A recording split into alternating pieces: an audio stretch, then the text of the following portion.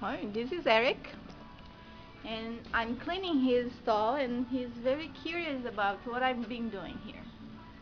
Hey, Eric. Eric, say hi. Eric?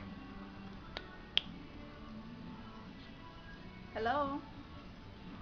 Ah, there you are. He's a big guy, and I'm a little afraid of him, but I know he's a good guy. Now he's smelling me.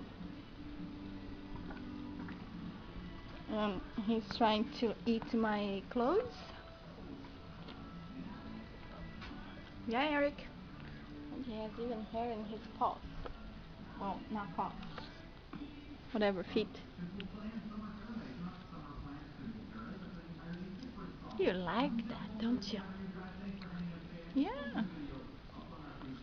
Mm. Okay. So back to work.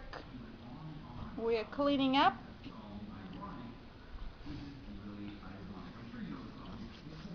What do you need? What? What?